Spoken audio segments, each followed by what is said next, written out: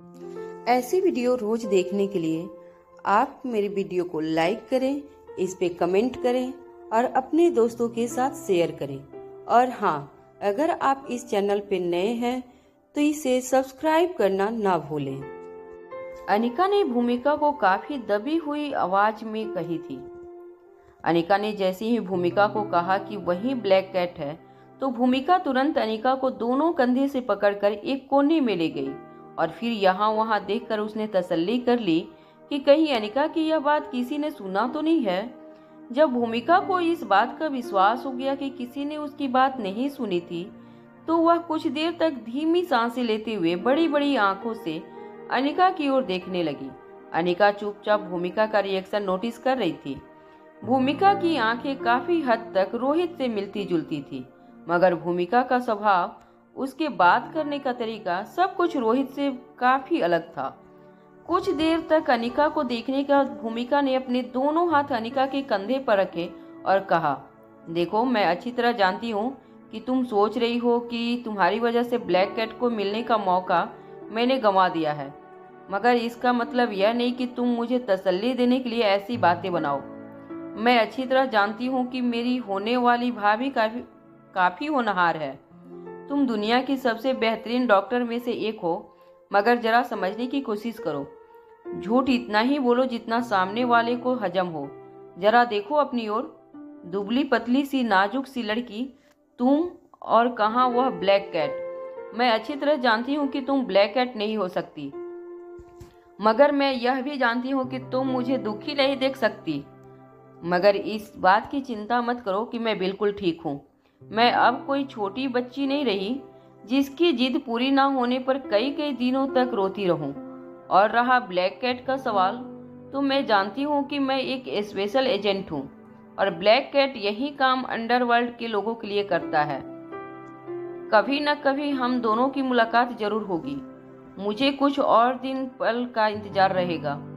इससे पहले कि अनिका भूमिका को कुछ कह पाती, भूमिका ने एक आखिरी बार कॉन्फ्रेंस रूम की ओर अपनी नजर घुमाई और वहां से चली गई। अनिका चाहती थी कि वह भूमिका को सब कुछ सच सच बता दे, मगर भूमिका अनिका की बातों पर विश्वास करने वाली नहीं थी। मगर कहीं न कहीं अनिका ये भी सोचने लगी थी कि कम से कम उसने अपनी तरफ से जो सोच था वह भूमिका को बता दिया था। अब फ्यूचर में जब भी भूमिका को असलियत के बारे में पता चलेगा, तो कम से कम उसे यह नहीं लगेगा कि अनिका ने उसे अंधेरे में रखा था। भूमिका के जाने के बाद अनिका भी कॉन्फ्रेंस रूम की ओर देखने लगी। अनिका भी जानना चाहती थी कि आखिर रश्मि इतनी कॉन्फिडेंटली किसके साथ वीडियो कॉन्फ्रेंस पर बात कर रही थी। अनिका को फिर से इस बात पर ताबूज होने लगा था कि कोई इंसान झूठ बोलने में इतना कॉन्फिडेंस कैसे हो सकता था। रश्मि के हाव भाव, उसके एक्सप्रेशन और उसका कॉन्फिडेंस बिल्कुल वैसा था जैसे वह सचमुच ब्लैक कैट को जानती हो। मगर इस वक्त अनिका को दर्शन और आयशा पर ज्यादा तरस आ रहा था। बेचारे दर्शन और आयशा पूरी तरह से रश्मि के जाल में फंस चुके थे और कॉन्फ्रेंस रूम में इस वक्त न जाने किसके साथ अपनी पर्सनल डिटेल्स शेयर कर रहे थे। अनिका यह सब कुछ सोच ही रही थी कि कॉन्फ्रेंस रूम का दरवाजा खुला। दरवाजे के खुलते ही दर्शन और आयशा बाहर निकले। दोनों के चेहरे पर कंफ्यूजन साफ नजर आ रहा था। उनके पीछे हाथ में कुछ फाइल पकड़े हुए रश्मि भी बाहर निकली।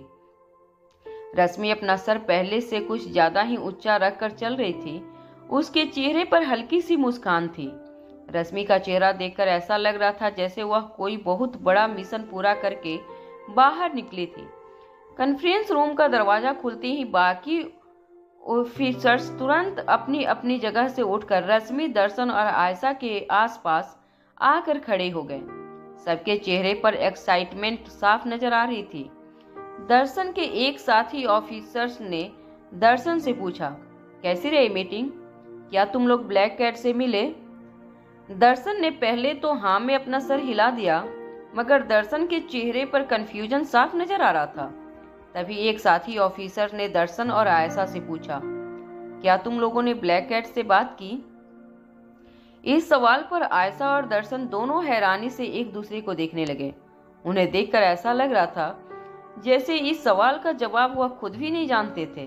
तभी कुछ सीनियर ऑफिसर्स जिन्हें केस के बारे में जानकारी हासिल करने में ज्यादा दिलचस्पी थी, उन्होंने दर्शन की ओर देखकर पूछा, क्या क्रिस्टोफर के आदमियों के साथ किस तरह से इंटेरोगेशन करना है, इसकी प्लानिंग ब्लैक कैट ने तुम्हें बताया? क्या तुम दोनों को लगता है ब्लैक कैट की प्लानिंग हमारे कुछ काम आएगी? इस सवाल पर फिर से दर्शन और आयशा एक दूसरे को हैरानी से देखने लगे। कुछ देर सोचने के बाद दर्शन ने अपने साथी ऑफिसरों को जवाब देते हुए कहा, देखो, हम लोग मिले, मगर यह कहना ठीक नहीं हुआ कि हमने उसे देखा है। दर्शन का जवाब सुनते ही ऑफिस के सारे लोग काफी कंफ्यूज हो गए। दर्शन ने अपनी बात आगे बढ़ाते हुए कहा, मेरा मतलब ब्लैक कैट मीटिंग में तो आया था, मगर अपने चेहरे पर मास्क लगा रखा था और आंखों पर बड़े बड़े सनग्लासेस चढ़ा रखे थे। काफी दुबला पतला शरीर था उनका। हमारी सीक्रेट एजेंसी को ब्लैक कैट की जो तस्वीर मिली थी वो तकरीबन वैसा ही लगता था। दुबला पतला शरीर, लंबी हाइट, वो वीडियो कॉन्फ्रेंस में मास्क पहनकर बैठा हुआ था, इसलिए हम ठीक से अंदाजा नहीं लगा पाए। तभी सीनियर ऑफिसर ने दर्शन की बात काटते हुए कहा, अरे भाई, हमें उसके दिखावे से कोई लेना देना नहीं है, बड़े ही काम का आदमी है। क्या कोई काम की बात तुम लोगों को पता चली जिससे हमें क्रिमिनल के पास राज उगलवाने में आसानी हो? इस बात का जवाब आयशा ने अपने सीनियर ऑफिसर की ओर देख कर दिया। रश्मि और ब्लैक एंड कुछ बात कर रहे थे। वो ना ही इंग्लिश में बात कर रहे थे और ना ही हिंदी में, फ्रेंच भाषा का उपयोग कर रहे थे, और आप लोग तो जानते हैं कि मुझे फ्रेंच नहीं आती। दर्शन ने भी आयशा की बात में हामी भरते हुए कहा, हाँ, यह बिल्कुल ठीक कह रही है, मुझे भी नहीं आती। हाई स्कूल में मैंने कुछ शब्द जरूर पढ़े थे, मगर यह लोग जिस तेजी से बात कर रहे थे मेरी कुछ समझ में नहीं आ रहा था। तभी आयशा ने अपने दोनों हाथ हवा में लहराते हुए सभी ऑफिसरों से कहा, देखिए, ब्लैक कैट ने मुझे एक जबरदस्त प्लानिंग बना कर दी है, जिससे हमारे डिपार्टमेंट को आगे चलकर क्रिमिनल के साथ किस तरह से इंटेरोगेशन करना है, इसके बारे में अलग अलग टेक्निक पता चलेगी। मगर यह सारी प्लानिंग ब्लैक कैट ने मुझे फ्रेंच में बताई है। मुझे लगता है हमें एक ट्रांसलेटर चाहिए जो हमारे लिए फ्रेंच में दी हुई प्लानिंग डिकोड कर सके। ऑफिस के सारे लोग आयशा की यह बात सुनकर हैरानी से एक दूसरे को देखने लगे, मगर ऑफिस में किसी को फ्रेंच नहीं आती थी। तभी रश्मि ने भूमिका की ओर इशारा करते हुए सबसे कहा, जहाँ तक मेरा अंदाजा है, मिस भूमिका हमें इस बात में जरूर मदद कर सकती हैं। भूमिका को फ्रेंच की काफ़ी नॉलेज है, वह हमें डिकोड करके बताएंगी कि आखिर ब्लैक कैट ने क्या प्लानिंग की है हमारे लिए। भूमिका ने रश्मि की बात सुनते ही अपनी नजरें रश्मि से हटा ली। रश्मि के कॉन्फ्रेंस रूम से बाहर आने की खबर सुनते ही भूमिका भी दौड़कर उनकी बातें सुनने के लिए कॉन्फ्रेंस रूम के पास आई थी। भूमिका जानना चाहती थी कि आखिर दर्शन और आयशा ने ब्लैक कैट के साथ क्या बातें की, ब्लैक कैट दिखने में कैसा था, वगैरह वगैरह। मगर मन ही मन अब भूमिका को कम से कम इस बात का पछतावा नहीं हो रहा था कि अगर वह रश्मि के साथ वीडियो कॉन्फ्रेंस में ब्लैक कैट से मुलाकात करने गई होती तो उसे ब्लैक कैट का चेहरा देखने को मिला होता। जैसे ही रश्मि ने भूमिका की ओर यह कहा कि भूमिका फ्रेंच में दिए गए इंस्ट्रक्शन को हिंदी में ट्रांसलेट करके डिपार्टमेंट की मदद करेगी, तब कहीं न कहीं भूमिका को ऐसा लग रहा था कि रश्मि जले पर नमक छिड़कने की कोशिश कर रही थी। रश्मि सबके सामने यह जताना चाहती थी कि भूमिका को अब रश्मि के लिए छोटे मोटे कामों को पूरा करना होगा। भूमिका ने अपनी नजरें हटाकर रश्मि और आसपास खड़े बाकी लोगों से कहा, मुझे और भी बहुत काम है जिसे पूरा करना मेरे लिए बहुत जरूरी है। मेरे पास यह सब करने के लिए वक्त नहीं है। भूमिका की बात सुनते ही डिपार्टमेंट के कुछ ऑफिसरों ने भूमिका से कहा, यह किस तरह की बात कर रही हो तुम भूमिका? हम एक इम्पोर्टेंट मिशन के लिए यह सब कुछ कर रहे हैं, तो तुम्हें रश्मि की मदद करनी चाहिए। इस वक्त हमारे डिपार्टमेंट के पास इससे बड़ा कोई मकसद मौजूद नहीं है।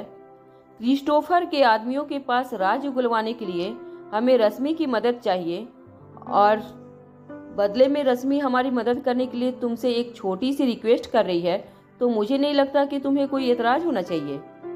रश्मि ने भी बड़ी ही धीमी आवाज में बिल्कुल इनोसेंट शक्ल बनाकर सबके सामने भूमिका से कहा, बस कुछ ही देर की बात है। अगर तुम यह कर लोगी तो हम सबको ब्लैक कैट की प्लानिंग के बारे में जानने में काफ़ी आसानी होगी। वैसे तो मुझे भी फ्रेंच आती है, मगर मैं जानती हूँ कि तुम फ्रेंच में काफ़ी माहिर हो। मैंने तुम्हारा बायोडाटा पढ़ा है। भूमिका ने रश्मि की ओर देखकर कहा, देखो मैंने फ्रेंच की पढ़ाई जरूर की थी, मगर वह कॉलेज की दिनों की बात थी। मुझे लगता है अब मैं सब कुछ भूल चुकी हूँ। यह कहने के बाद भूमिका अपने पांव पटक कर वहां से चली गई। बेचारी की शक्ल बनाते हुए रश्मि ने स्पेशल डिपार्टमेंट के ऑफिसरों को देखा। स्पेशल डिपार्टमेंट के सारे ऑफिसर भी एक दूसरे को हैरानी से देखने लगे। वह सब एक दूसरे को देखकर इशारे से यह पूछने लगे कि कौन था वह जो इस वक्त ट्रांसलेशन में रश्मि की मदद कर सकता था। मगर जब उन सबको इस बात का एहसास हुआ कि पूरे स्पेशल डिपार्टमेंट में किसी को फ्रेंच नहीं आती, तो सबके सब बिल्कुल हताश और मायूस हो गए। उन्हें देखकर ऐसा लग रहा था कि उनके पास दुश्मनों से लड़ने के लिए हथियार तो पहुंच गए थे, मगर उन हथियारों को इस्तेमाल करने की टेक्निक उन्हें नहीं बताई गई थी।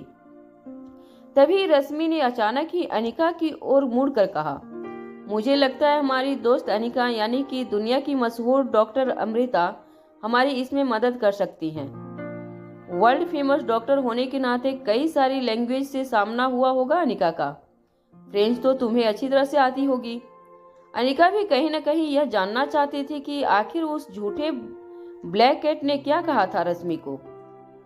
रश्मि एक साइकाई आर्टिस्ट थी।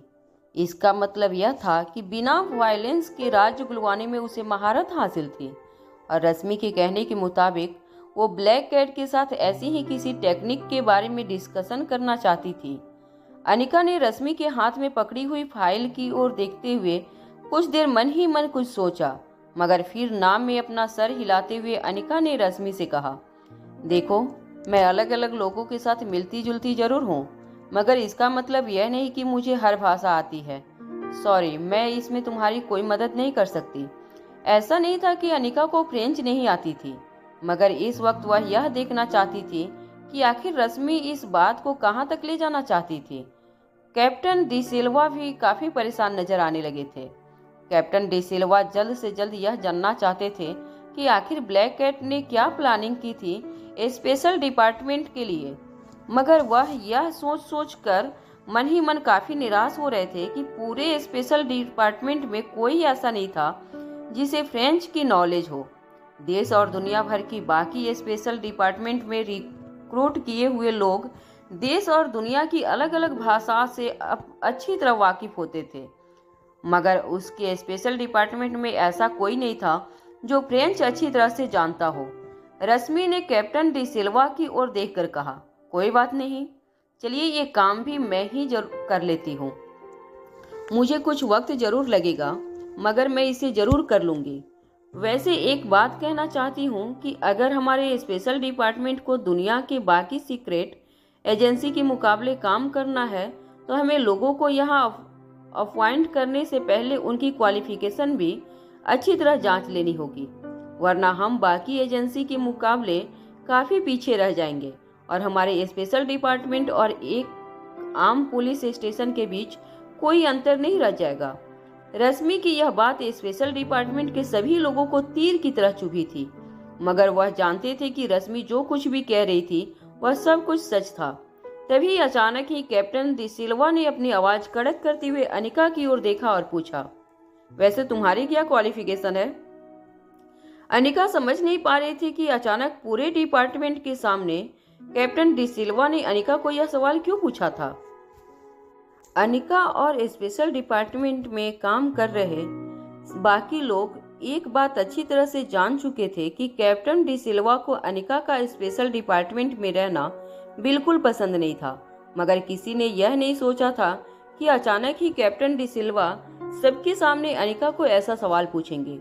सभी लोग यह बात अच्छी तरह से जानते थे कि अनिका ही डॉक्टर अमृता थी, और डॉक्टर अमृता की क्वालिफिकेशन के बारे में पूछना आज तक स्पेशल डिपार्टमेंट में किसी को जरूरी नहीं लगा था। जब यह सारी बातें हो रही थी तब इंस्पेक्टर अब्बास भी कॉन्फ्रेंस रूम के सामने आ चुके थे। अनिका ने दबी हुई आवाज में कैप्टन डी सिल्वा को जवाब देते हुए कहा, देखिए कैप्टन, मैं कोई ट्रेंड स्पेशल डिपार्टमेंट की ऑफिसर नहीं हूँ मगर मैं एक प्रैक्टिसिंग डॉक्टर हूँ। इससे पहले कि अनिका अपनी बात आगे बढ़ाती, कैप्टन डिसिल्वा ने अनिका की बात काटते हुए कहा, जहाँ तक मैंने आपके बारे में जानकारी हासिल की है, मुझे यही पता चला है कि आपने कभी किसी कॉलेज में कोई डिग्री हासिल नहीं की है। इतनी कम उम्र में इतनी बड़ी डॉक्टर कैसे बन गई? मेरा मतलब है कि क्या आपके पास कोई क्वालिफिकेशन है? आसपास खड़े सारे ऑफिसर अब काफी ध्यान से कैप्टन डिसिल्वा की बात सुनने लगे। अनिका समझ नहीं पा रही थी कि अचानक सारा का सारा फोकस फिर से अनिका पर कैसे आ गया था। अनिका को अब तो काफी इरिटेशन भी होने लगी थी। चाहे कोई भी बात होती थी, कैप्टन डिसिल्वा घुमा फिरा कर बात अनिका के रिक्रूटमेंट पर लाकर खड़ी कर देते थे। कैप्टन डिसिल्वा ने रश्मि की ओर इशारा करते हुए कहा, देखिए, स्पेशल डिपार्टमेंट में किसी भी ऑफिसर को अपॉइंट करने से पहले उसकी एजुकेशनल क्वालिफिकेशन अच्छी तरह से जांच कर लेनी चाहिए।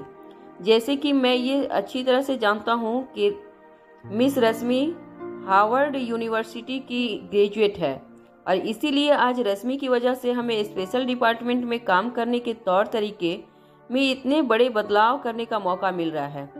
हार्वर्ड यूनिवर्सिटी का नाम सुनते ही सभी की आंखों में चमक आ गई। सब लोग बड़े ही गर्व से रश्मि की ओर देखने लगे। रश्मि ने हल्की सी मुस्कान देते हुए अपनी नजरें झुका ली, मगर तभी कैप्टन डिसिल्वा ने फिर से अनिका की ओर देखते हुए पूछा, क्या आप मुझे बता सकती हैं कि आपने कौन सी यूनिवर्सिटी से एजुकेशनल हासिल की है? इससे पहले कि अनिका इस बात का जवाब देती, इंस्पेक्टर अब्बास ने आगे आते हुए कैप्टन डिसिल्वा से कहा, सर, मुझे नहीं लगता कि इस वक्त सबके सामने आपको यह डिस्कशन करना चाहिए। मिस अनिका को मैंने अपॉइंट किया है, जिस तरह आपने मिस रश्मि को अपॉइंट किया है, और मैंने पिछले कई महीनों से स्पेशल डिपार्टमेंट का हेड होने के नाते अपनी जिम्मेवारी बखूबी निभाई है, तो फिर किसे अपॉइंट करना चाहिए और किसे नहीं, यह मैं भी अच्छी तरह जानता हूँ। सबके सामने इंस्पेक्टर अब्बास ने यह बात कहकर कैप्टन डिसिल्वा के साथ एक ईगो वार शुरू कर दी थी।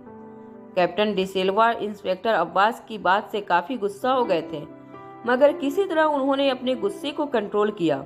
वह अच्छी तरह जानते थे कि चाहे वह इंस्पेक्टर अब्बास के सीनियर थे, मगर स्पेशल डिपार्टमेंट में उनकी भी वही पोजीशन थी जो कैप्टन डिसिल्वा की थी। मगर कैप्टन डिसिल्वा भी इतनी आसानी से हार मानने वाले नहीं थे। कैप्टन डिसिल्वा ने इंस्पेक्टर अब्बास से कहा, देखो अब्बास, मैंने ट्रेंड किया है। स्पेशल डिपार्टमेंट का ऑफिसर होने के नाते तुम्हें न सिर्फ हमारे दुश्मनों पर नजर रखनी है, बल्कि उन पर भी नजर रखनी है जो हमारे साथ काम करते हैं। मैंने तुम्हें हर चीज सिखाई है। मुझे नाज था तुम पर। तुम one of the best student साबित हुए हो। ट्रेनिंग के दौरान मुझे लगा था कि तुम अपना काम हमेशा ही पूरी जिम्मेदारी से निभाओगे, मगर आज मुझे अफसोस के साथ कहना पड़ रहा है कि तुमने एक बहुत बड़ी भूल कर दी है। इससे पहले कि कैप्टन डिसिल्वा सबके सामने इंस्पेक्टर अब्बास को और जलील करते, इंस्पेक्टर अब्बास ने अपने दोनों हाथ अपनी जेब में डालकर अपना सीना तानकर कैप्टन डिसिल्वा से कहा, सर, यह बात तो मैं भी आपसे कह सकता हूँ। कैप्टन डिसिल्वा अब जान चुके थे कि इंस्पेक्टर अब्बास ने रश्मि को लेकर सबके सामने कैप्टन डिसिल्वा का ताना सुनाया था। अब यह लड़ाई कैप्टन डिसिल्वा और इंस्पेक्टर अब्बास के बीच की हो गई थी। कैप्टन डिसिल्वा ने अपना टैबलेट प्रोजेक्टर से कनेक्ट किया और रश्मि की फाइल निकालकर सबके सामने दिखाई, जिसमें लिखा था कि रश्मि ने हार्वर्ड यूनिवर्सिटी से ग्रेजुएशन पूरी की थी। रश्मि की फाइल दिखाने के बाद कैप्टन डिसिल्वा ने इंस्पेक्टर अब्बास से पूछा, अब मैं चाहता हूं कि मिस अनिका भी अपने ग्रेजुएशन क्वालिफिकेशन के बारे में बताएं। जहां तक मुझे पता है, वह तो आज तक कभी कॉलेज की सीढ़ी भी नहीं चढ़ी। मुझे अफसोस के साथ कहना पड़ेगा कि अगर वह अपनी फॉर्मल एजुकेशन के सर्टिफिकेट हमें नहीं दिखा सकती, तो इस स्पेशल डिपार्टमेंट में उनके लिए कोई जगह नहीं है। हालांकि अब बाकी ऑफिसरों को भी यह बात पता चल चुकी थी कि किसी भी तरह कैप्टन डिसिल्वा अनिका को स्पेशल डिपार्टमेंट से अलग करना चाहते हैं, मगर कहीं न कहीं कैप्टन डिसिल्वा की बात उन्हें सही नहीं लग रही थी। दुनिया की मशहूर डॉक्टर होने का यह मतलब नहीं था कि अनिका को सीधे ही स्पेशल डिपार्टमेंट से अपॉइंट कर लिया जाए। अनिका को भी बाकी लोगों की तरह अपने एजुकेशनल सर्टिफिकेट स्पेशल डिपार्टमेंट को सबमिट करने होंगे। तभी इंस्पेक्टर अब्बास ने जवाब देते हुए कहा, जहाँ तक मेरा ख्याल है, जब आप मुझे ट्रेनिंग देते थे तब आप ही ने मुझे कहा था कि अगर इंसान की परख करनी हो तो कभी भी उसकी कागजी काबिलियत देखकर मत करना, उसके अंदर का हुनर देखकर उसकी काबिलियत को जज करना। मुझे उस वक्त आपकी यह बातें काफ़ी इम्प्रेसिव लगती थी, मगर मुझे अफसोस के साथ यह कहना पड़ रहा है कि आप शायद उन टीचरों में से हैं जो अपने ही सिखाए हुए रास्ते पर खुद नहीं चलते। यह बात सुनकर कैप्टन डी सिल्वा को ऐसा लग रहा था जैसे स्पेशल डिपार्टमेंट दो हिस्सों में बट गया था। एक हिस्सा उन लोगों से बना हुआ था जो लोग इंस्पेक्टर अब्बास को सपोर्ट करते थे, और दूसरा हिस्सा उन लोगों से बना था जो कैप्टन डी सिल्वा और रश्मि को सपोर्ट करते थे। वो एक बात अच्छी तरह समझ गए थे कि इंस्पेक्टर अब्बास स्टूडेंट नहीं रहे जो उनकी हर कही बात मानते थे।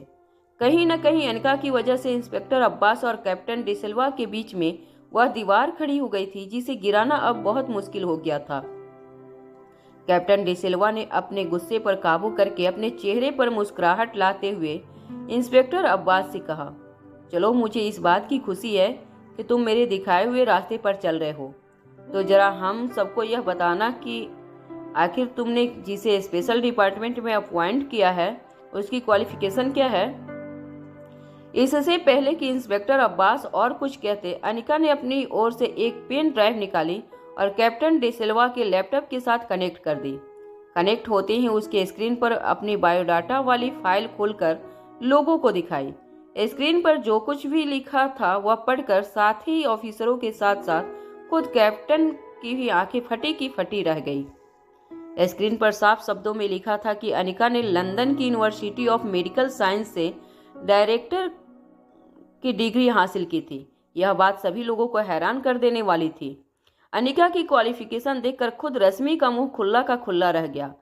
रश्मि और कैप्टन डी सिल्वा को यह इन्फॉर्मेशन मिली थी कि अनिका कभी कॉलेज की सीढ़ियां नहीं चढ़ी थी, मगर उन्होंने कभी यह नहीं सोचा था कि सबके सामने अनिका अपनी डिग्री पेश करके उन लोगों को सबके सामने इस तरह शर्मिंदा कर देगी। एक के बाद एक सभी लोग अनिका की ओर देखकर उसे सालों पहले मिली डिग्री के लिए कंग्रेचुलेशन करने लगे। एक साथी ऑफिसर ने अनिका से कहा, 25 साल की उम्र में इतनी बड़ी डिग्री कोई हासिल कर सकता है, यह बात तो मैं मान भी नहीं सकती।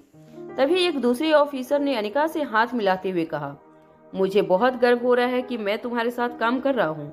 तुम्हारी मेडिकल प्रोफेशनल के बारे में तो बहुत कुछ सुन रखा है, मगर यह हम नहीं जानते थे कि तुम न सिर्फ एक डॉक्टर हो बल्कि इतनी बड़ी पीएचडी की डिग्री भी हासिल कर चुकी हो।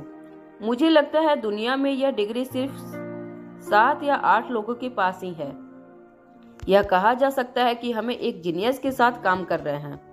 एक के बाद एक स्पेशल डिपार्टमेंट के सारे लोग अनिका की तारीफ में कुछ न कुछ कहने लगे। कहीं न कहीं अनिका की तारीफें सुनकर इंस्पेक्टर अब्बास को अपने जीत का एहसास होने लगा था। लोग अब भूल चुके थे कि रश्मि ने ब्लैक कैट के साथ मिलकर इंटेरोगेशन के लिए एक प्लानिंग तैयार की थी। लोगों का ध्यान अब पूरी तरह से इस बात पर था कि अनिका जैसी जीनियस के साथ उन्हें काम करने का मौका मिल रहा था। दर्शन खुद एक बहुत बड़ा आईटी स्कॉलर था, मगर वह हमेशा ही इस बात से शर्मिंदा रहता था कि वह देश का सबसे अच्छा आईटी एक्सपर्ट नहीं बन पाया, क्योंकि वह पोजीशन मिस्टर एक्स ने हासिल कर रखी थी। दर्शन मिस्टर एक्स को मौजूदा जनरेशन का जीनियस मानता था, मगर आज उसे इस बात का एहसास हुआ कि स्पेशल डिपार्टमेंट में कई दिनों से वह जिस लड़की के साथ काम कर रहा था वह शायद मिस्टर एक्स से भी ज्यादा बड़ी जीनियस थी। लोग जब आपस में अनिका के अचीवमेंट के बारे में बात करने लगे, तब कैप्टन डी सिल्वा ने रश्मि का एक हाथ पकड़ा और उसे कोने में ले गए। लोगों का ध्यान पूरी तरह से प्रेजेंटेशन स्क्रीन के ऊपर था। कैप्टन डी सिल्वा ने दबी हुई आवाज में रश्मि से कहा, तुम मुझे बार बार शर्मिंदा कर रही हो सबके सामने, क्या तुम्हें यह बात पता नहीं थी? रश्मि भी यह सब बात सुनकर काफी हैरान लग रही थी। रश्मि ने कैप्टन डी सिल्वा को दिलासा देते हुए कहा, सर, मैं खुद भी नहीं जानती थी यह सब। कोई 25 साल की लड़की के पास इतनी बड़ी डिग्री होगी, यह मैंने कभी सोचा नहीं था। मगर आप फिक्र मत कीजिए सर, यह स्पेशल डिपार्टमेंट फिर से आपके कंट्रोल में बहुत जल्द आ जाएगा। कैप्टन डी सिल्वा रश्मि से काफी नाराज लग रहे थे। कैप्टन डी सिल्वा ने अपना एक हाथ अपनी कमर पर रखते हुए रश्मि से पूछा, मगर यह कैसे होने वाला है, जरा तुम मुझे समझाओगी? रश्मि ने अपने हाथ में पकड़ी हुई फाइल कैप्टन डी सिल्वा को दिखाते हुए कहा, मैंने और ब्लैक कैट ने जो प्लानिंग तैयार की है वह सुनकर सभी लोगों के होश उड़ जाएंगे। यह स्पेशल डिपार्टमेंट हमेशा के लिए आपके कंट्रोल में आ जाएगा। हाँ, फिलहाल यह सारी प्लानिंग फ्रेंच में लिखी है, आपको कुछ और घंटों का इंतजार करना होगा। कैप्टन डी सिल्वा ने अपना एक हाथ दीवार पर मारते हुए कहा, आज सबके सामने काफी शर्मिंदा हुआ हूं मैं। आई होप तुम दोबारा मुझे शर्मिंदा नहीं करोगी। तुम्हारी यह प्लानिंग अगर फेल हुई तो यूँ समझ लेना कि दोबारा इस डिपार्टमेंट में मैं कभी सर उठाकर नहीं चल सकूंगा, और अगर मेरा सर शर्म से झुक गया तो तुम जानती हो तुम्हारा क्या होगा। रश्मि ने कैप्टन डी सिल्वा के कंधे पर एक हाथ रखते हुए कहा, आप बिल्कुल फिक्र मत कीजिए सर, मुझे अपनी इज्जत से भी ज्यादा आपकी इज्जत प्यारी है और मैं आपकी सर झुकने नहीं दूंगी। बस कल सुबह तक इंतजार कीजिए, मैं पूरी की पूरी प्लानिंग तैयार करके आपको बताऊंगी, और देख लेना यह लोग जो इस वक्त अनिका के दीवाने बने घूम रहे हैं, एक बार उनके सामने हमारी प्लानिंग आ गई तो यही लोग हमारे पीछे पीछे घूमने लगेंगे। इस देश की सबसे ताकतवर एजेंसी है हमारी। इसी स्पेशल डिपार्टमेंट से सरकार से लेकर बड़े बड़े पॉलिटिशियन भी घबराते हैं, और आप इस एजेंसी के सबसे ताकतवर इंसान बन जाएंगे बहुत जल्द। बस कल सुबह तक का इंतजार कीजिए, कल सुबह आपको गुड न्यूज मिल जाएगी और स्पेशल डिपार्टमेंट को मैं एक बहुत बड़ा तोहफा दूंगी। स्पेशल डिपार्टमेंट में जब यह तमाशा खत्म हुआ तो अनिका अपनी कार में गुलेरिया हाउस वापस जाने लगी। कार ड्राइव करते वक्त अनिका को काफी नींद आ रही थी। बीच बीच में उबासियां लेते हुए अनिका बड़ी मुश्किल से अपनी आंखें खुली रख पा रही थी, मगर किसी तरह अनिका ने अपनी नजरें रास्ते पर जमा कर रखी थी। अनिका जल्द से जल्द घर पहुंचकर सोना चाहती थी, मगर बार बार अनिका के दिमाग में कैप्टन डी सिल्वा और रश्मि की बातें घूम रही थी। वह समझ नहीं पा रही थी कि आखिर क्या दुश्मनी थी कैप्टन डी सिल्वा और रश्मि की अनिका से। क्या वह कुछ बड़ा मकसद लेकर स्पेशल डिपार्टमेंट में आए थे, या सचमुच वह दोनों सिर्फ अनिका को नीचा दिखाने के लिए यह सब कुछ कर रहे थे। अनिका ने गुलेरिया हाउस पहुंचने के बाद पार्किंग लॉट में अपनी कार पार्क की। जैसे ही अनिका गुलेरिया हाउस के अंदर पहुंची, अनिका ने देखा कि नंदिनी सीढ़ियां उतरकर जोर जोर से रोते हुए आ रही थी। नंदिनी अपने मुंह पर हाथ रखकर जोर जोर से रो रही थी। पीछे सिद्धार्थ गुलेरिया भी दौड़कर नंदिनी को रोकने की कोशिश कर रहा था, मगर नंदिनी सिद्धार्थ की कोई बात सुनने के मूड में नहीं थी। नंदिनी रोते हुए घर से बाहर निकल गई।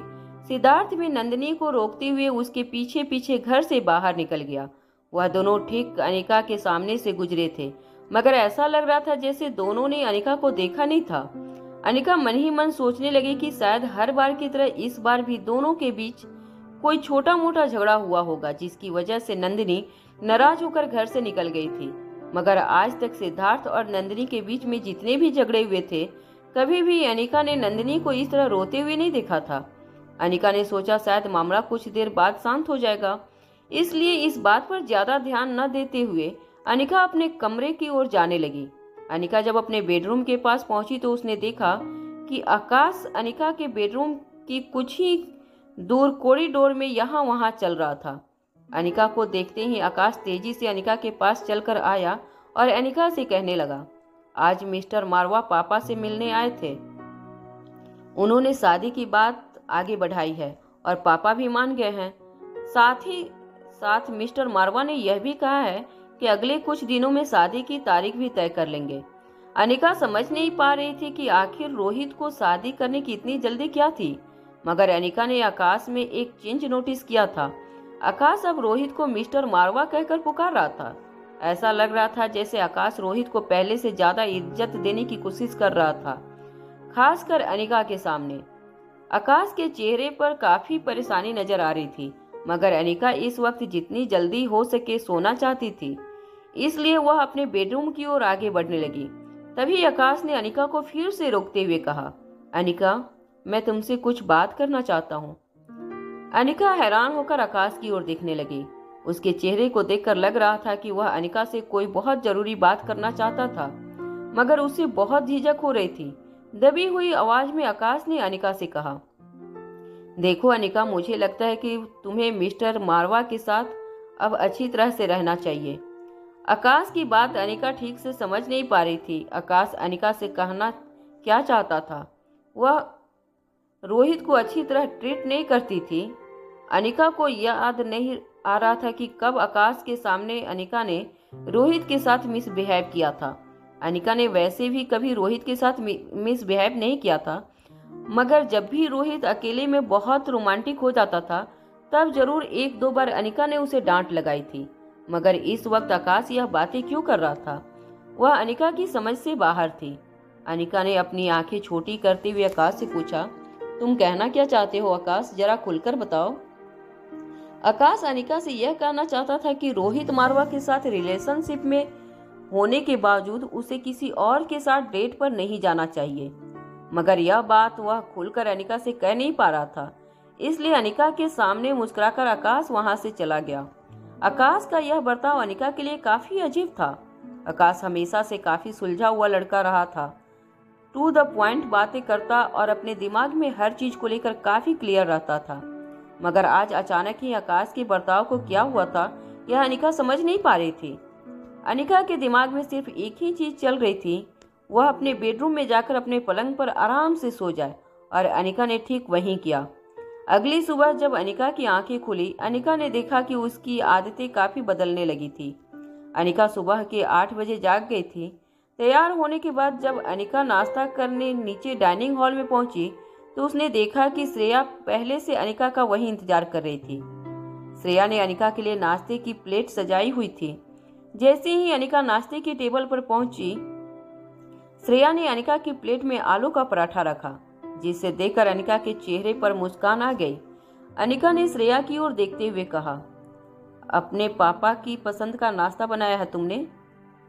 मैं जानती हूँ कि उन्हें आलू के पराठे बहुत पसंद है। मुझे कह रहे थे कि फॉरेन में अगर उन्होंने किसी चीज को सबसे ज्यादा मिस किया था तो वह आलू के पराठे थे। इस बात पर तुरंत जवाब देते हुए श्रेया ने कहा, हाँ, वैसे उन्हें याद आए ऐसा कोई इंसान तो वह पीछे छोड़कर नहीं गए थे। श्रेया का यह ताना अनिका अच्छी तरह समझ पा रही थी, मगर बात को बदलते हुए अनिका ने श्रेया से कहा, चलो फटाफट अब ये आलू के पराठे पैक कर लो, मुझे देर हो रही है। जैसे ही अनिका ने यह कहा, श्रेया ने एक बड़ा सा टिफिन अनिका के सामने टेबल पर रखकर कहा, आज मैं खुद उन्हें खाना देने आना चाहती हूँ। अनिका यह बात अच्छी तरह जानती थी कि 1-2 दिन बाद श्रेया हनीमून के लिए आकाश के साथ बाहर जाने वाली थी। अनिका ने सोचा कि श्रेया के निकलने से पहले एक बार उसे कैलाश से मिल लेना चाहिए। वहाँ कैलाश भी श्रेया को मिलने के लिए तड़प रहे थे। अनिका ने नाश्ता करने के बाद श्रेया से कहा, ठीक है चलो, मुझे कुछ परमिशन लेनी होगी, मगर तुम्हारा काम हो जाएगा। जब अनिका ने यह कहा तो अचानक ही श्रेया के चेहरे पर मुस्कान आ गई। वैसे तो श्रेया अपने पिता से काफी उखड़ी सी रहती थी, मगर अच्छी तरह जानती थी कि मन ही मन वो अपने पापा को इमोशनली अटैच हो चुकी थी। जब अनिका और श्रेया दोनों स्पेशल डिपार्टमेंट की हेड ऑफिस पहुंचे तो श्रेया खाने का डिब्बा लेकर अनिका के पीछे पीछे कैलाश के कमरे की ओर आगे बढ़ने लगी।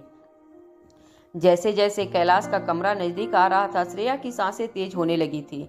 उसने बचपन से लेकर आज तक अपने माँ बाप के प्यार को बहुत मिस किया था।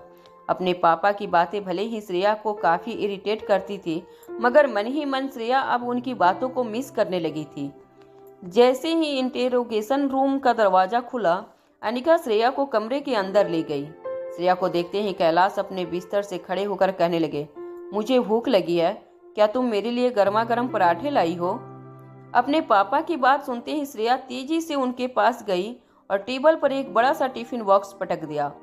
श्रेया ने अपने पापा की ओर देखते हुए कहा, मैंने आज पराठे बनाए थे, मुझे पता नहीं था कि आपको भी पराठे पसंद है।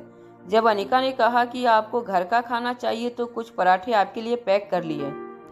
वैसे भी घर में सभी लोगों के लिए खाना बनाया था, सोचा आपके लिए भी लेकर आ जाऊं।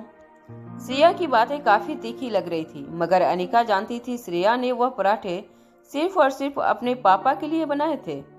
कैलाश ने टिफिन बॉक्स खोलते हुए श्रेया से कहा, बिल्कुल अपनी माँ पर गई हो, वह भी इसी तरह छोटी छोटी बातों पर मुझे काटने के लिए दौड़ती थी।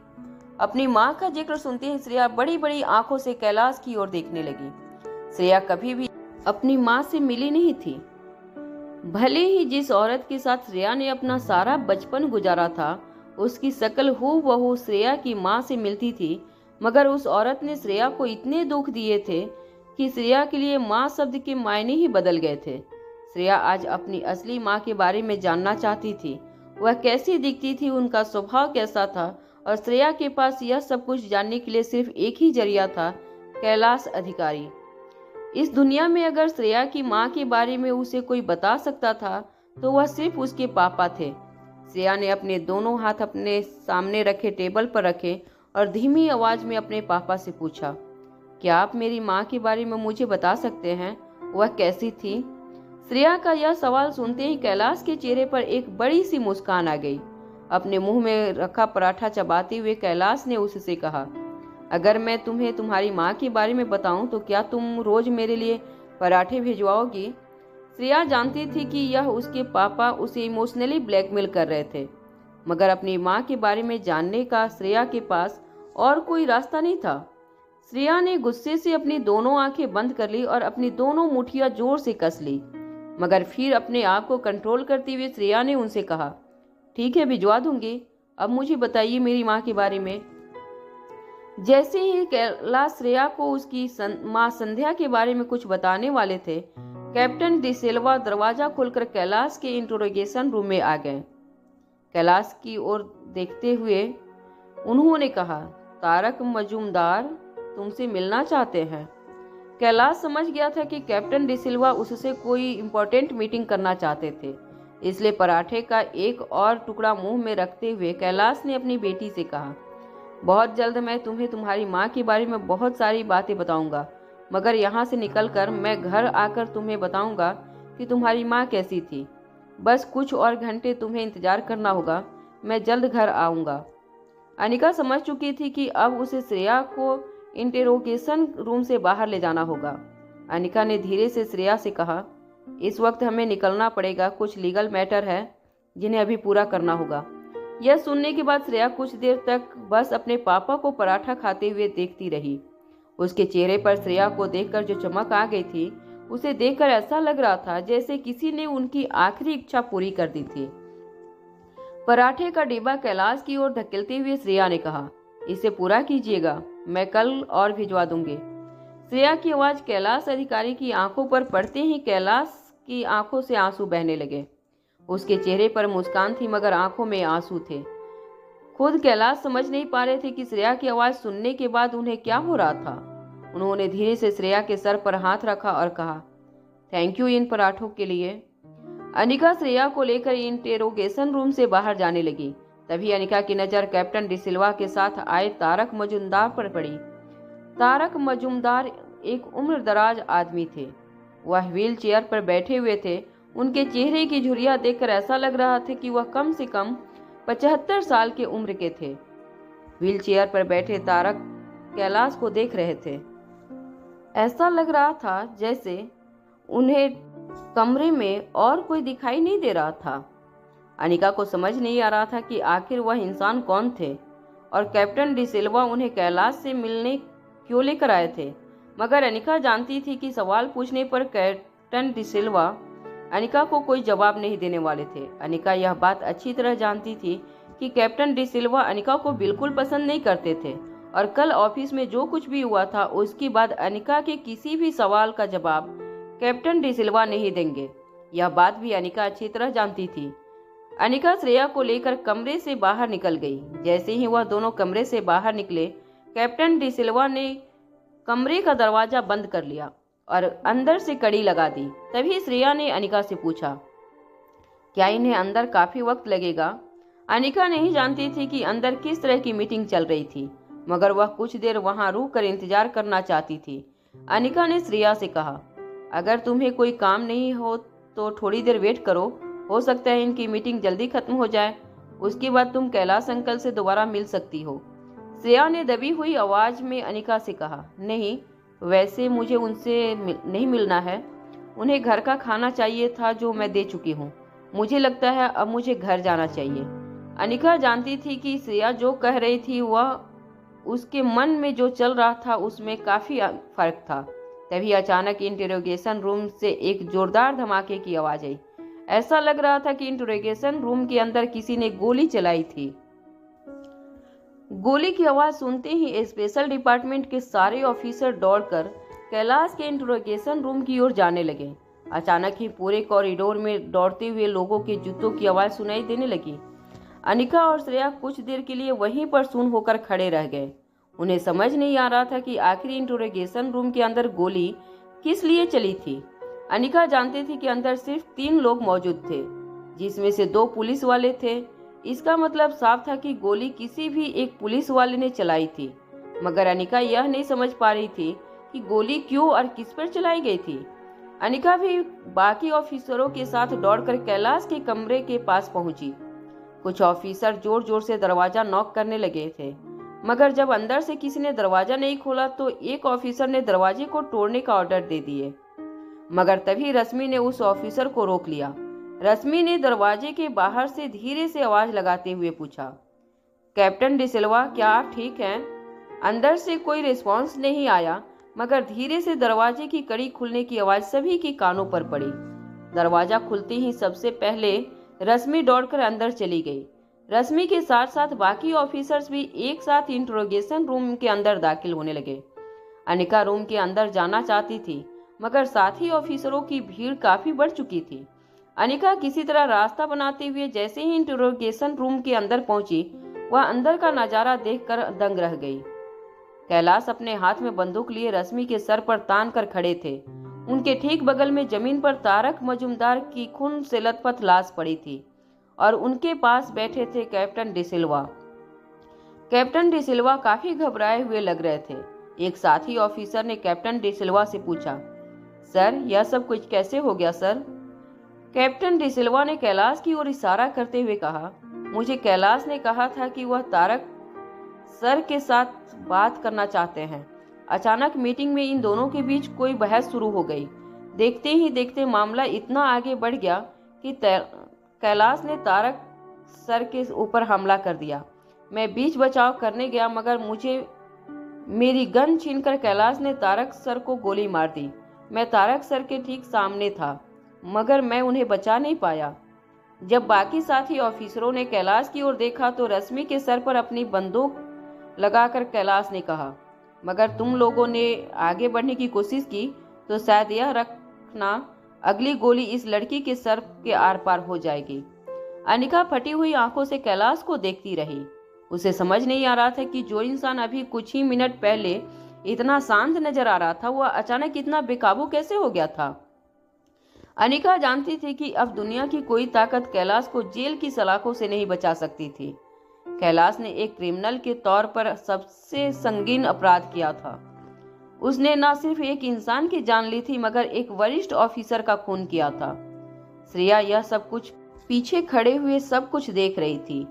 श्रेया को अपनी आंखों पर भरोसा नहीं हो रहा था। श्रेया समझ नहीं पा रही थी कि आखिर ऐसा क्या हो गया था कि उसके पापा जो कुछ भी वक्त पहले स्पेशल डिपार्टमेंट की हिरासत में से छूटने की बात कर रहे थे, वह अचानक इतना आग बबूला हो गए थे कि उन्होंने एक वरिष्ठ ऑफिसर को मौत के घाट उतार दिया था। कैलाश ने अपनी गन रश्मि के सर पर कसके तान ली थी। अनिका की ओर देखते हुए कैलाश ने कहा, यह सब झूठ है। इस आदमी की बात का भरोसा मत करना तुम लोग। यह मुझे फंसाने के लिए एक बहुत गहरी साजिश कर रहा है। मुझे पता नहीं क्यों तारक सर को मैंने नहीं मारा, बल्कि उनको इस डिसिल्वा ने गोली मारी है और अब इल्जाम मुझ पर डालना चाहता है। मगर इतना याद रखना, अगर तुम लोगों ने मुझे गिरफ्तार करने की कोशिश की या मुझे पकड़ने के लिए अपने कदम आगे बढ़ाएं, तो मैं इस लड़की को जान से मार दूंगा। सभी ऑफिसरों ने देखा कि कैलाश ने रश्मि को कस के पकड़ रखा था और बंदूक की पॉइंट रश्मि के माथे से लगा कर रखी थी। वह जानते थे कि उनकी एक छोटी सी गलती भी रश्मि की जान ले सकती थी। इसलिए सारे ऑफिसर्स वहीं खड़े हुए कैलाश के अगले कदम का इंतजार करने लगे थे। इंटेरोगेशन रूम के बाहर लगभग स्पेशल डिपार्टमेंट की पूरी फौज जमा हो गई थी। सबने अपने अपने हथियार निकालकर इंटेरोगेशन रूम की ओर तान कर रखे थे। अंदर जो हुआ था, यह बात पूरे डिपार्टमेंट में आग की तरफ फैल चुकी थी, मगर सभी लोगों ने यह तय कर लिया था कि वह किसी भी हालत में कैलाश को जिंदा यहाँ से बचकर निकलने नहीं देंगे। अनिका काफी हैरान होकर कैलाश को देख रही थी। अनिका की आंखों में मायूसी साफ नजर आने लगी थी। अनिका की ओर देखकर कैलाश जोर जोर से चीख कर कहने लगे, अरे मैं क्यों मारूंगा बड़े साहब को? इनके पास तो मेरी बेगुनाही के सबूत थे। इनके पास जो डॉक्यूमेंट थे उससे मेरी बेगुनाही साबित हो सकती थी। मगर मुझे नहीं पता कि अचानक ही डिसिल्वा ने ऐसा क्यों किया। लगता है यह डिसिल्वा कोई बहुत बड़ी साजिश कर रहा है। इसने न सिर्फ मेरे बड़े साहब को मार दिया बल्कि यह मुझे भी मार देना चाहता है। तारक मजूमदार की लाश के पास बैठे कैप्टन डिसिल्वा ने अपनी आवाज ऊंची करते हुए कैलाश से कहा, यह क्या बकवास कर रहे हो तुम? यह मेरे सीनियर हैं। हमारे डिपार्टमेंट में इनका नाम काफी इज्जत से लिया जाता है। मैं इन्हें क्यों मारूंगा? मेरी क्या दुश्मनी हो सकती है सर के साथ? कैप्टन डिसिल्वा की बात अंदर खड़े सभी ऑफिसरों को बिल्कुल सही लग रही थी। कैप्टन डिसिल्वा के पास अपने सीनियर को मारने का कोई मोटिव नहीं था और कैलाश के बारे में सभी लोग अच्छी तरह से जानते थे। कैलाश एक इंटरनेशनल डॉन था और कहा जाता था कि उसको बात बात पर गुस्सा आ जाता था और हो सकता है अपनी किसी बात मनवाने के लिए कैलाश ने बड़े साहब को फोर्स किया हो और जब बड़े साहब ने कैलाश की डिमांड नहीं मानी तो उसने मौका देखते ही बड़े साहब को गोली मार दी होगी। इंटरोगेशन रूम के अंदर खड़े सभी लोगों के लिए ये बात ओपन एंड शट केस था। बंदूक कैलाश के हाथ में थी और लाश भी सभी के सामने वहीं मौजूद थी। रहा सवाल कि कैलाश ने किस मकसद से तारक मजूमदार को गोली मारी थी तो यह कहना भी काफी आसान था। कैलाश एक बहुत ही संगीन केस के सिलसिले में स्पेशल डिपार्टमेंट की हिरासत में लिए गए थे, जिससे छूटना उनके लिए नामुमकिन हो रहा था और शायद अपने गुस्से पर कंट्रोल खोकर आवेश में आकर कैलाश ने बड़े साहब को जान से मार दिया था। कैप्टन डिसिल्वा के पास बड़े साहब को गोली मारने का कोई मोटिव नहीं था। कैलाश की ओर इशारा करते हुए उन्होंने कहा, यह इंसान बिल्कुल झूठ बोल रहा है। इसी ने मारा है बड़े साहब को और यह अदालत में साबित करना काफी आसान होगा हमारे लिए, क्योंकि इस बंदूक पर सिर्फ कैलाश की उंगलियों के निशान मौजूद है, जिससे यह आसानी से साबित हो जाएगा कि यह खून किसने किया है। कैलाश कैप्टन डिसिल्वा की बात सुनकर काफी परेशान हो गए थे। अभी कुछ देर पहले कैप्टन डिसिल्वा तारक मजूमदार को व्हील चेयर पर लेकर उनके कमरे में आए थे। कमरे में आने के बाद हमेशा की तरह कैलाश ने इंटरोगेशन रूम से बाकी ऑफिसर्स को बाहर भिजवा दिया था। सीसीटीवी कैमरा का कनेक्शन भी स्विच ऑफ कर दिया था ताकि कोई उनकी बात सुन या देख ना सके। उसके बाद तारक मजूमदार को देखते ही कैलाश ने उनसे कहा, बड़े साहब, मैंने आपके कहने पर कई साल देश के लिए अंडर कवर एजेंट बनकर काम किया, मगर अब मैं मेरी बेटी के साथ रहना चाहता हूँ।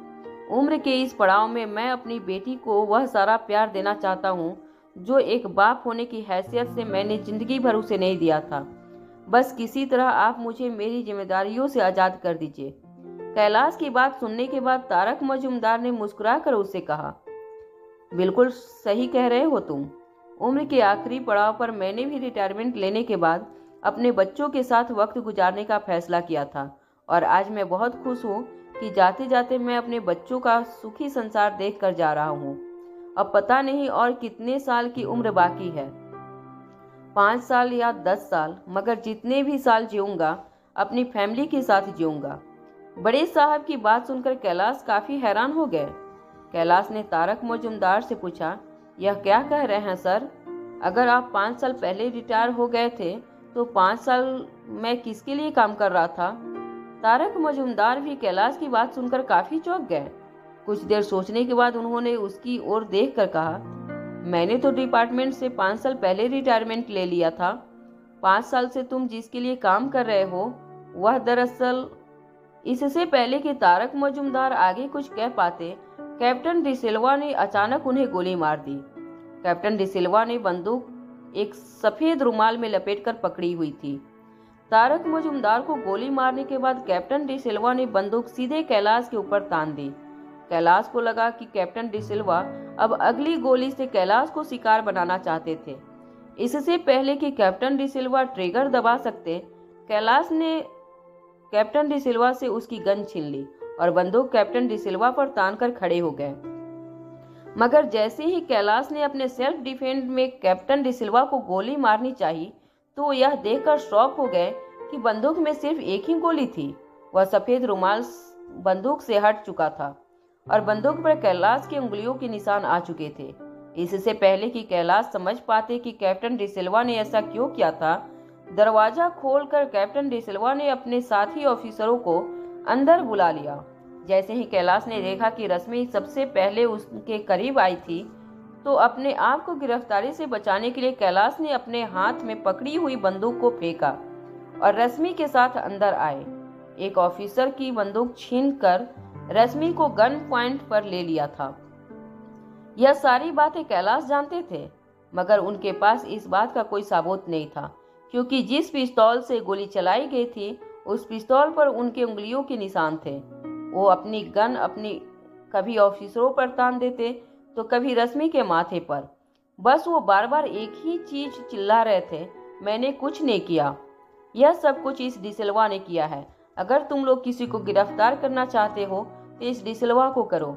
यह बेहद खतरनाक आदमी है। पता नहीं है इसका असली मकसद क्या है, मगर इसी ने मारा है बड़े साहब को। कैलाश की बात सुनकर कैप्टन डिसिल्वा ने अपने एक साथी की बंदूक अपने हाथ में लेते हुए कहा, तुम्हारी बात यहाँ कोई नहीं मानेगा, क्योंकि सब जानते हैं कि मैं बड़े साहब की कितनी रिस्पेक्ट करता था। अरे हम दोनों का रिश्ता तो पूरा डिपार्टमेंट जानता था।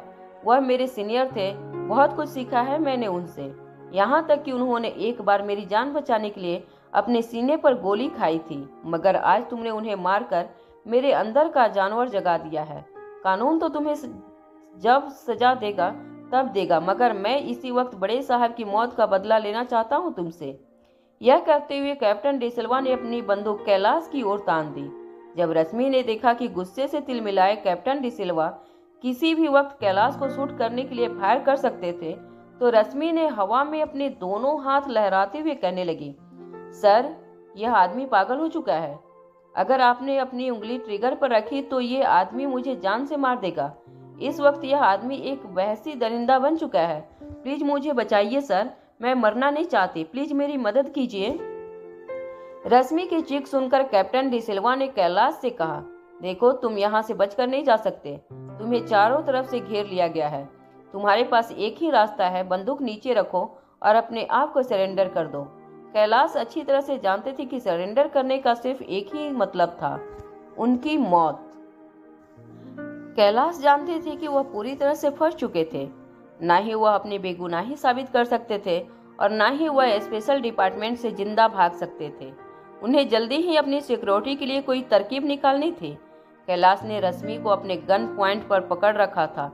रश्मि को अपने आगे धकेलते हुए कैलाश ने अचानक से सबसे कहा, अभी इसी वक्त इस कमरे से बाहर निकल जाओ तुम सब लोग, वरना मैं इस लड़की को गोली मार दूंगा।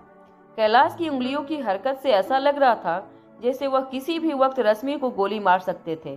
कैप्टन डिसिल्वा और बाकी ऑफिसरों के पास कैलाश की बात मानने के अलावा और कोई चारा नहीं था। धीरे धीरे एक के बाद एक सारे ऑफिसर्स इंटेरोगेशन रूम से बाहर निकलने लगे। कैलाश ने अपने हाथ में पकड़ी हुई गन बिल्कुल रश्मि के सर पर कस कर रखी थी। स्पेशल डिपार्टमेंट के सारे ऑफिसर्स अच्छी तरह जानते थे कि उन्होंने जरा सी भी हरकत की तो रश्मि के साथ साथ कैलाश के गन पॉइंट पर और भी कई ऑफिसर्स आ सकते थे। जैसे ही कैप्टन डिसिल्वा अपने साथियों के साथ कमरे से बाहर निकले, कैलाश ने इंटरोगेशन रूम को अंदर से लॉक कर लिया। उन्होंने रश्मि को होस्टेज बनाकर अपने साथ रखा था। बाहर निकलते ही कैप्टन डिसिल्वा ने जोर से अपना एक हाथ कॉरिडोर की खिड़की पर मारा। खिड़की का कांच टूटकर नीचे गिर गया। कैप्टन डिसिल्वा ने अपने साथियों से कहा, हम इस तरह इस आदमी को बचकर निकलने नहीं दे सकते, चाहे कुछ भी हो जाए। हम बड़े साहब की मौत का बदला लेकर रहेंगे। इंटेरोगेशन रूम में हुई बर्दाश्त के बारे में जब इंस्पेक्टर अब्बास को पता चला था तो वह भी दौड़कर इंटेरोगेशन रूम के पास आ चुके थे। इंस्पेक्टर अब्बास ने जब पूरी घटना के बारे में अपने साथी ऑफिसरों से सुना तो वह बिल्कुल हैरान हो गए। इंस्पेक्टर अब्बास भी ऑफिसर तारक मजुमदार को अच्छी तरह से जानते थे। कई सालों से डिपार्टमेंट में उनका काफी नाम रहा था। रिटायर होने के बावजूद अब्बास यह जानते थे कि स्पेशल डिपार्टमेंट में तारक जी के लिए एक खास जगह थी। उनकी मौत की खबर सुनकर खुद अब्बास काफी दुखी हो चुके थे। तभी वहां पर तारक मजुमदार का बेटा मेहुल आया। मेहुल को जैसे ही अपने पिता की मौत के बारे में खबर मिली, वह अपनी गन निकालकर इंट्रोगेशन रूम की ओर जाने लगा। मेहुल जोर जोर से चिल्लाने लगा कि वह अपने बाप की मौत का बदला जरूर लेकर रहेगा। इंस्पेक्टर अब्बास ने अपने दोनों हाथों की पूरी ताकत लगाकर मेहुल को रोकते हुए कहा, देखो, तारक सर की मौत का अफसोस पूरे डिपार्टमेंट को है और मेरी बात का विश्वास करो, हम गुनाहगार को नहीं छोड़ेंगे। सर की मौत का बदला जरूर लेकर रहेंगे, मगर इस वक्त हमें जोश से नहीं होश से काम लेना होगा। तारक मजुमदार का बेटा मेहुल रोते हुए कॉरिडोर में रखी एक बेंच पर बैठ गया। कैप्टन डिसिल्वा ने अपना एक हाथ मेहुल के कंधे पर रखते हुए कहा, मुझे माफ करना, मेरी वजह से तुम्हारे पापा की जान गई है। मैं ही जिम्मेदार हूँ इन सब के पीछे। कैप्टन डिसिल्वा की बात सुनने के बाद मेहुल लगातार बेंच पर बैठा आंसू बहाता रहा। इंस्पेक्टर अब्बास और मेहुल एक दूसरे को अच्छी तरह से जानते थे। मेहुल को अब्बास के लिए काफी रिस्पेक्ट भी थी, इसलिए अब्बास के कहने पर मेहुल ने अपने बदले की भावना को अपने मन में ही दबा लिया था। अंदर इंटेरोगेशन रूम में कैलाश ने रश्मि को होस्टेज बनाकर रखा था। रश्मि को एक चेयर पर बैठाकर कैलाश तेजी से कमरे में यहाँ वहाँ घूमने लगे थे। उन्हें अब स्पेशल डिपार्टमेंट पर कोई भरोसा नहीं रहा था। उनकी नजरों के सामने कैप्टन डिसिल्वा ने बड़े साहब यानी तारक मजुमदार को मार दिया था और अब बाहर जाकर सबसे यह कहने लगे थे कि बड़े साहब का खून कैलाश ने किया था। कैलाश मन ही मन यह भी सोचने लगे थे कि अगर 5 साल पहले बड़े साहब ने रिटायरमेंट ले लिया था तो 5 साल से उन्होंने अपनी उंगलियों की इशारे पर कौन नचा रहा था? कौन था वह जो पिछले 5 साल से कैलाश को स्पेशल डिपार्टमेंट से ऑर्डर भेज रहा था? तभी अचानक इंस्पेक्टर अब्बास की आवाज कैलाश के कानों पर पड़ी। अब्बास ने उनसे कहा, देखो, रश्मि को छोड़ दो, तुम्हारा यहाँ से बाहर निकलना नामुमकिन है। अपने आप को सरेंडर कर दो, तुम्हारे पास और कोई चारा नहीं है। इंट्रोगेशन रूम के दरवाजे से बनी एक छोटी सी खिड़की खोलते हुए कैलाश ने कहा, अगर दरवाजा तोड़कर अंदर आने की कोशिश की तो याद रखना, इस लड़की को यहीं गोली मार दूंगा। बच के तो मैं यहाँ से जरूर निकलूंगा, तुम्हारी पूरी फौज भी मिलकर मुझे रोक नहीं सकेगी। कैलाश ने सोच लिया था कि वह फिर से अपने साथियों के साथ मिलकर इस बात का पता लगाएंगे कि आखिर पिछले 5 साल से उनकी जिंदगी के साथ खिलवाड़ कौन कर रहा था। वो अच्छी तरह जानते थे कि एक बार यहाँ से वह बाहर निकल कर जाए तो उसके आदमी कुछ ही देर में उन्हें सरहद पार करवा देंगे, और एक बार वह फिर से अपने साथियों के साथ मिल गए तो उनकी ताकत इतनी बढ़ जाएगी कि पूरे के पूरे स्पेशल डिपार्टमेंट से मुकाबला करने के लिए तैयार हो जाएंगे। मगर इस वक्त उनके लिए सबसे जरूरी था कि वह स्पेशल डिपार्टमेंट की गिरफ्त से बाहर निकले। कैलाश ने आवाज लगाते हुए कहा, मेरे लिए जल्द से जल्द एक कार यहाँ मंगवा दो, इस जगह से जल्द ही जल्द निकलना चाहता हूँ मैं। कुछ ही देर में रश्मि को गन पॉइंट पर लेकर बाहर आऊंगा। अगर चालाकी करने की कोशिश की तो याद रखना, इस लड़की की उम्र अभी बहुत कम है, उसकी मौत के जिम्मेदार तुम सब बनोगे। ये कहने के बाद कैलाश ने एक हाथ से रश्मि को कसकर पकड़ लिया और धीरे से इंट्रोगेशन रूम का दरवाजा खोलकर रश्मि को गन पॉइंट पर लेकर वह बाहर निकले। बाहर निकलते ही कैलाश ने इस बात का खास ध्यान रखा कि वह किसी खिड़की के सामने न रहे, ताकि स्पेशल डिपार्टमेंट के किसी भी शार्प शूटर को यह मौका न मिले कि वह कहीं से भी कैलाश को शूट कर सके। कैलाश के बाहर आते ही सारे ऑफिसर अलर्ट हो गए। उन्होंने अपनी बंदूकें निकालकर कैलाश उनके ऊपर दाग दी। कैलाश ने भी रश्मि के ऊपर अपनी बंदूक को तानते हुए सबसे कहा, अपनी अपनी गन नीचे कर लो, वरना कहीं मेरी उंगली ने हरकत कर दी तो बहुत पछतावा होगा। बड़े साहब यानी कि तारक मजुमदार की लाश अभी भी इंट्रोगेशन रूम के अंदर पड़ी थी। कॉरिडोर में एक बेंच पर बैठा मेहुल कैलाश को देखते ही अपनी जगह से खड़ा हो गया। जैसे ही मेहुल चिल्लाकर कैलाश के ऊपर अटैक करने गया, कुछ ऑफिसर ने उन्हें ऐसा करने से रोक लिया, मगर मेहुल बार बार एक ही चीज चिल्लाता रहा, मैं अपने पापा की मौत का बदला तो लेकर रहूंगा, तुम्हें छोड़ूंगा नहीं, चाहे तुम दुनिया के किसी भी कोने में छुप जाओ, मैं तुम्हें ढूंढकर वह मौत मारूंगी जो कभी किसी ने देखी नहीं होगी। कैलाश के पास इस वक्त मेहुल को समझाने का वक्त नहीं था। वह किसी भी तरह स्पेशल डिपार्टमेंट की गिरफ्त से बाहर निकलना चाहते थे। उन्होंने इंस्पेक्टर अब्बास की ओर देखकर कहा, जल्दी से जल्दी मेरे लिए एक कार का इंतजाम करो, मैं इसी वक्त यहाँ से निकलना चाहता हूँ। इंस्पेक्टर अब्बास ने अपने दोनों हाथों से इशारा करते हुए कैलाश से कहा, देखो कैलाश, समझने की कोशिश करो, तुम इस तरह यहाँ से नहीं जा सकते। अगर तुम एक बार यहाँ से भाग गए तो यह साबित हो जाएगा कि तुम्ही ने बड़े साहब का खून किया है। तुम अपनी बेगुनाही कभी नहीं साबित कर पाओगे। कैलाश ने तेज सांसें लेते हुए इंस्पेक्टर अब्बास से कहा, अगर मैं अपनी बेगुनाही साबित करने के लिए यहाँ रुका तो अपनी बेगुनाही साबित करने के लिए जिंदा ही नहीं बचूंगा। अब जल्दी से मेरे लिए एक कार का इंतजाम करो, वरना इस लड़की को सचमुच गोली मार दूंगा। जैसे ही कैलाश अधिकारी ने यह कहा, रश्मि अचानक ही शोर मचाकर कहने लगी, यह जो कहते हैं इन्हें दे दीजिए, मैं मरना नहीं चाहती। तभी अचानक कैप्टन डिसिल्वा की आवाज कैलाश के कानों पर पड़ी। कैप्टन डिसिल्वा ने कैलाश से कहा, जरा एक बार अपनी बेटी के बारे में भी तो सोच लो। अगर तुम यहाँ से भाग गए तो अपनी बेटी के माथे पर लगा एक क्रिमिनल की बेटी का दाग कभी नहीं मिटा पाओगे। तुम एक और दाग उसके माथे पर लगा कर जाओगे, एक रिटायर्ड स्पेशल ऑफिसर के खूनी की बेटी का। जब कैप्टन डिसिल्वा ने यह बात कही तो अचानक ही कैलाश अधिकारी की नजर कॉरिडोर में कुछ ऑफिसरों की पीछे खड़ी श्रेया पर पड़ी। श्रेया एक दीवार के पीछे से आंखों से आंसू लिए अपने पापा को देख रही थी। श्रेया को देखकर ऐसा लग रहा था जैसे उन्हें विश्वास नहीं हो रहा था कि वह जो कुछ भी देख रही थी वह सब सच था।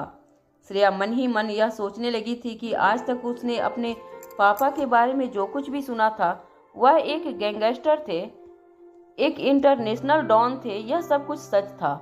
आज श्रेया की आंखों के सामने ही उसके पापा ने किसी की बेरहमी से हत्या कर दी थी। कैलाश ने जैसे ही श्रेया का चेहरा देखा उनकी आंखों से आंसू बहने लगे। वो चाहकर भी इस वक्त अपनी बेटी को यह नहीं समझा सकते कि उनके पापा निर्दोष थे। वह किसी तरह इस वक्त स्पेशल डिपार्टमेंट की बिल्डिंग से बाहर निकलना चाहते थे और किसी भी तरह अपने साथियों तक पहुंचना चाहते थे। जब तारक मजुमदार के बेटे मेहुल को यह पता चला कि कैलाश की बेटी इस वक्त उसी जगह मौजूद थी तो अचानक ही अपनी पिस्तौल श्रेया की ओर पॉइंट करते हुए मेहुल ने कैलाश से कहा, तुमने मेरे पापा की जान ली है और मैं बदला लेकर रहूंगा। पापा की जान के बदले मैं तुम्हारी बेटी की जान लूंगा। यह कहकर मेहुल ने अपनी बंदूक श्रेया की ओर तान दी। इससे पहले कि इंस्पेक्टर अब्बास या स्पेशल डिपार्टमेंट का कोई ऑफिसर कोई हरकत कर सकता, मेहुल ने अपनी एक उंगली से ट्रिगर दबा दी। गन शॉट की आवाज आती ही कैलाश के मुंह से एक जोर की चीख निकली। सभी लोग हैरानी से श्रेया की ओर देखने लगे। तभी सबको इस बात का अंदाजा हुआ कि गोली श्रेया के बगल से गुजरी थी और पीछे की दीवार पर लगी थी। मेहुल ने अपनी बंदूक नीचे करते हुए इंस्पेक्टर अब्बास से कहा, मैं भी एक ऑफिसर हूँ, कानून की इज्जत करता हूँ, जानता हूँ ऐसे मौके पर भी मैं कानून को अपने हाथ में नहीं ले सकता। गन शॉट की वजह से कैलाश का ध्यान भटक चुका था। मौका देखते ही कैप्टन डिसिल्वा ने चिल्लाते हुए रश्मि से कहा, झुक जाओ। कैप्टन डिसिल्वा की आवाज सुनते ही रश्मि ने अपने घुटनों को झटके से मोड़ लिया। उसकी वजह से रश्मि एक झटके के साथ जमीन पर गिरने लगी। तभी कैप्टन डिसिल्वा ने अपनी बंदूक कैलाश की छाती पर तान कर निशाना लगा दिया। यह सब कुछ इतनी जल्दी हुआ था कि कैलाश को अपना बचाव करने का मौका तक नहीं मिला था। तभी कैलाश की नजर अपने सामने खड़ी अपनी बेटी पर पड़ी। श्रेया की आंखें, श्रेया का चेहरा देखकर कैलाश को श्रेया की मां संध्या की याद आने लगी। संध्या भी उतने प्यार से कैलाश को पराठे खिलाया करती थी जितने प्यार से आज श्रेया कैलाश के लिए पराठे बनाकर लाई थी। वह मन ही मन सोचने लगे कि शायद अब वह आ गया था जब उन्हें अपनी संध्या के साथ फिर से एक अलग दुनिया में मुलाकात करनी थी। मगर वह अपनी बेटी को जाने से पहले भी जी भर कर देख लेना चाहते थे। इंस्पेक्टर अब्बास जो वहीं खड़े हुए कैप्टन डिसिल्वा की हर चाल समझने की कोशिश कर रहे थे, उन्होंने अब तक यह जान लिया था कि यह सारा खेल कैप्टन डिसिल्वा ने मेहुल के साथ मिलकर खेला था। मेहुल ने जानबूझकर गोली चलाई थी ताकि कैलाश का ध्यान भटक जाए और कैप्टन डिसिल्वा कैलाश पर निशाना साध सके। इसका मतलब साफ था, कैप्टन डिसिल्वा और मेहुल के बीच में काफी अच्छी अंडरस्टैंडिंग थी। इंस्पेक्टर अब्बास यह सोचने लगे कि क्या यह सारी चीजें किस बात की ओर इशारा कर रही थी, मगर वह कोई एक्शन लेते उससे पहले कैप्टन डिसिल्वा गोली चला चुके थे। यह वीडियो आपको कैसी लगी प्लीज कमेंट करके जरूर बताएं। आपके एक कमेंट से मुझे आगे वीडियो बनाने के लिए मोटिवेशन मिलता है।